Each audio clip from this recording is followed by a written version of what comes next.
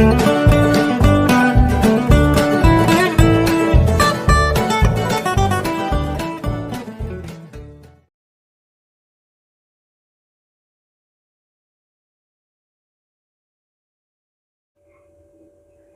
forget to like, comment, and subscribe this channel.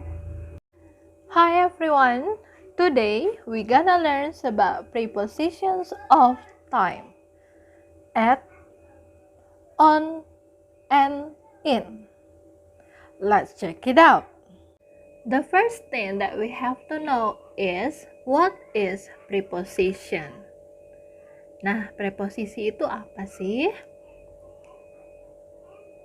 Preposition adalah kata penghubung yang biasanya digunakan untuk menerangkan arah, untuk menerangkan waktu, untuk menerangkan tempat dan posisi, serta masih banyak lagi. Nah, ini beberapa hal yang bisa dijelaskan dengan penggunaan preposisi di dalam sebuah kalimat.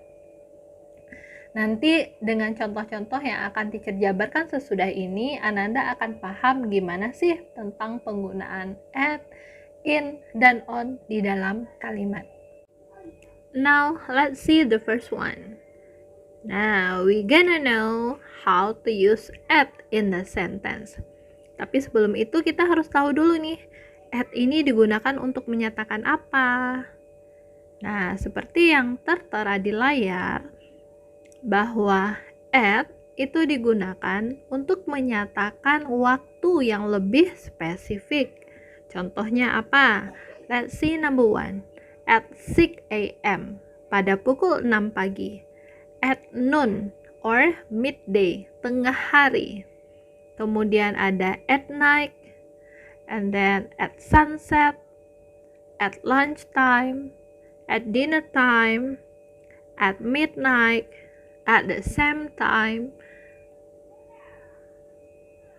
Nah, kira-kira yang ke-9 ini apa contohnya? At the end. And the last is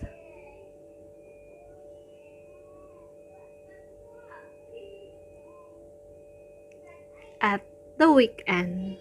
Nah, itu beberapa contoh tentang penggunaan at di dalam kalimat.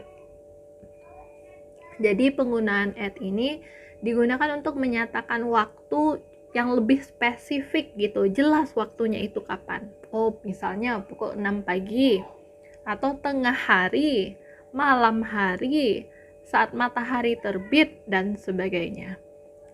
Nah, sekarang kita lanjut ke prepositions of time yang kedua, yaitu tentang penggunaan on.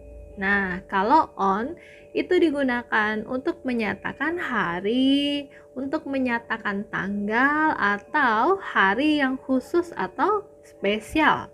Contohnya seperti apa? Let's see number 1. On Sunday, ini hari. On January 10, on my birthday, on my wedding day, on that day, on the first day, on the last day, on holiday, on Tuesday, on Independence Day. Waduh, di nomor 9 ini ada kesalahan ya. Seharusnya di sini on Tuesday, nggak pakai day lagi di belakangnya. Okay, and then the last one is on Independence Day. Nah, di sini jelas nih penggunaannya itu khusus untuk hari.